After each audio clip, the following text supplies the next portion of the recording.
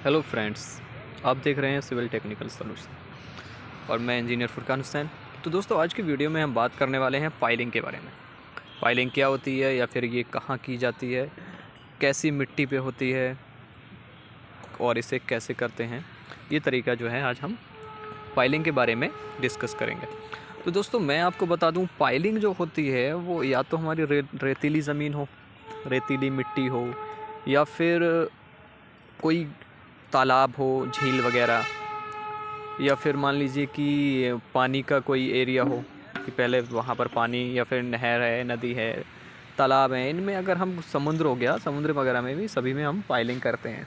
कोई भी अगर हमें स्ट्रक्चर उसमें खड़ा करना होता है पानी में, या फिर रेतीली ज़मीन पे, या फिर कहीं पे ऐसी जगह जहाँ बहुत ज़्यादा गहराई है और हमारा जो नेचुरल लेवल है वो थोड़ा ऊंचे पे है, वहाँ पर हम लोग पाइलिंग का इस्तेमाल करते हैं। जो ये पाइलिंग हो रही है, तो इसमें क्या है कि यहाँ पर हमारा पटान, यानी कि हमने एक तालाब था, उस तालाब में हमने पटान किया हुआ है।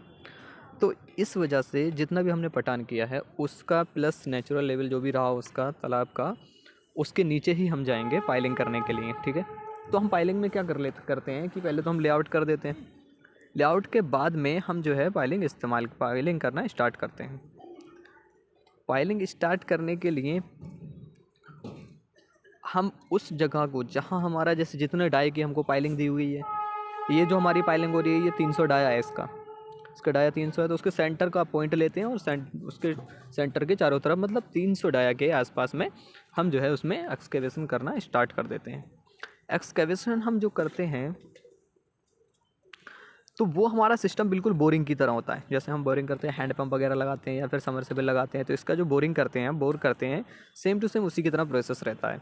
पहले एक वो चक्री चलाई जाती है, उसके बाद में ये एक जो बोलते हैं उसमें बोरिंग अगर आप करवाए हुए हैं तो उसमें जो एक होती है जिससे वो रेता मिट्टी टाइप का निकालता है, उस टाइप का जो कुछ होता है उनके पास, तो वो उस तरीके से इस्तेमाल करते हैं।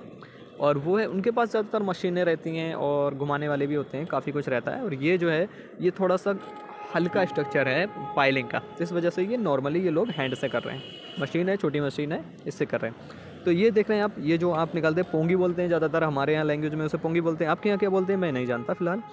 तो हम इसको जो है इसमें बोरिंग की तरह इसमें मिट्टी इसकी कट करते हैं। उसके बाद जो है एक इनके पास आइटम ऐसा होता है जो हमने देखा होगा कि एक चक्री टाइप का होता है, उसको वो अंदर डाल के उसको घुमाते हैं, तो वो मिट्टी जो होती है बर्मे टाइप का, जो बर्मा अपना होती है ना, बर्मा से अपने जो है पेड़ वगैरह के लिए उसमें ज़मीन में छेद वगैरह करते हैं, तो उस टाइप का ये इनके पास जो बर्मा रखा हुआ है उस तरफ इस टाइप का बर्मा होता है, उससे जो है ये मिट्टी को बाहर निकाल लेते हैं। ये पोंगी है, देखिए इन्होंने पोंगी किया, पोंगी से इन्होंने मिट्टी को ढीला कर दिया, लूज़ कर दिया है। तो वो जो लूज़ मिट्टी है वो हम अब ये इससे पोंगी से निकालेंगे, इससे निकालेंगे, इस बर्मे से बर्मा ये चारों तरफ घुमाएंगे, तो बर्मे पे क्या होता है, मिट्टी चिपक जाती है।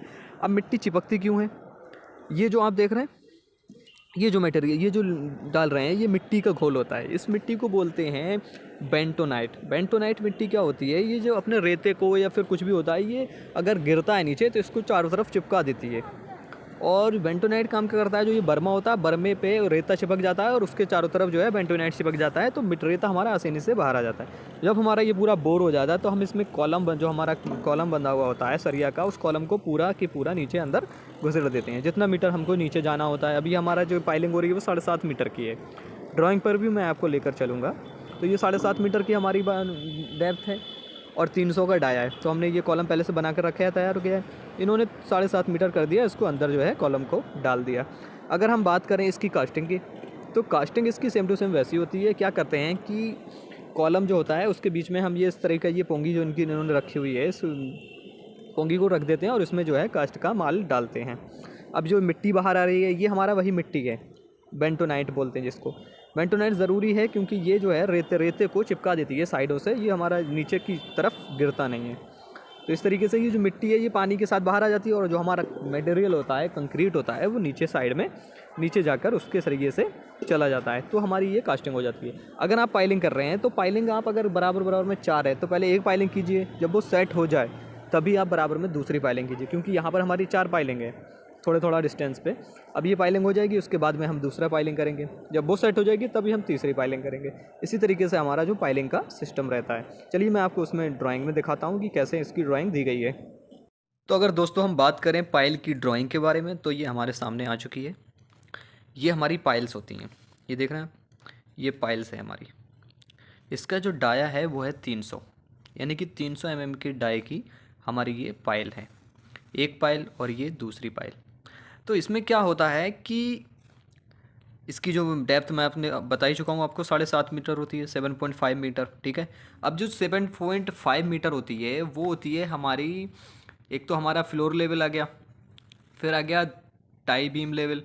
तो जो हमारा नेचुरल लेवल होता है ये हमारी राफ्ट होती है। ये राफ्ट क्या करते हैं कि इससे हमारा जो नेचुरल ग्राउंड लेवल होता है, यानी कि हमारा जो भी नेचुरल ग्राउंड लेवल होगा उससे लगभग 1 मीटर 1.5 मीटर नीचे से हमारी पाइलिंग जो है नीचे की तरफ को स्टार्ट होती है। ये लिख दी, ये लिखा है एक्सकेवेशन लेवल एट साइट, यानी कि जितना भी हमारा एक्सकेवेशन हुआ है साइट पर, ये लिखा है डी, तो डी यानी कि डेप्थ जितनी भी हुई है हमारी, उसके बाद ही हमारा जो है इसके पाइलिंग की गहराई मानी जाएगी 7.5 मीटर, उसके बाद ही ली जाएगी, ठीक है। तो ये हमारी पाइल एक ही हो गई, एक पाइल ये हो गई। अब क्या करते हैं कि ये जो कॉलम है हमारा, ये कॉलम है हमारा, तो ये कॉलम पर, इस कॉलम के चारों तरफ पाइल रहती हैं, चारों कोनों पर लगभग कुछ डिस्टेंस से इस तरीके से रहती हैं, जैसे कि ये अपना एक फुटिंग है, ठीक है, और ये बीच में हमारा जो है कॉलम है। तो ये यहाँ पर हमारी एक पाइल होगी, एक पाइल यहाँ पर होगी, इसी तरह एक पाइल यहाँ पर होगी और एक पाइल यहाँ पर होगी, जो मैं वीडियो में आपने देखा ही है। तो इस तरीके की हमारी ये पाइल का ऊपर से अगर हम प्लान देखें तो इस तरीके से दिखाई देता है इसका, ठीक है। तो ये हमारी 2 पाइल हैं, ये सामने वाली 2 पाइल हमारी यहाँ पर इन्होंने शो की हैं, इसके पीछे वाली ये 2 पाइल। फिर इन चारों पाइल पर ये हमारी जो राफ्ट है, ये राफ्ट बांधी जाती है। सरिया थोड़ी बाहर निकाल लेते हैं पाइल की, जो हमारी राफ्ट तक आती है। फिर इस इन पाइल के ऊपर, इन पाइल्स के ऊपर, पाइल के ऊपर जो है हमारा ये राफ्ट बांधते हैं।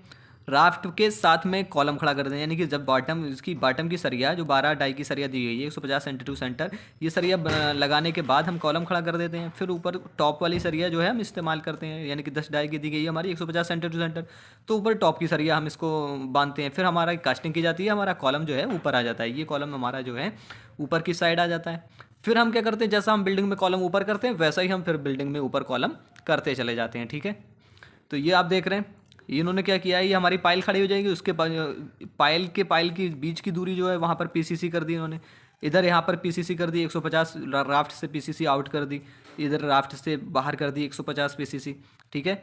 ये फेस बार भी इसमें दी है इन्होंने राफ्ट में। तो ये बहुत सारे, अब इसमें इन्होंने क्या किया है, पीसी जो मान रहे हैं 136 की, यानी कि ग्रेड M10 का इन्होंने रेशियो लिया है, इसमें थिकनेस ली है 100 mm। तो इस तरीके से हम जो है पाइल का इस्तेमाल कर सकते हैं, और पाइल को मैंने आपको बहुत अच्छे से समझाया है। आप अगर और ज़्यादा समझना चाहते हैं तो कमेंट करके हमें ज़रूर बताएं, ठीक है।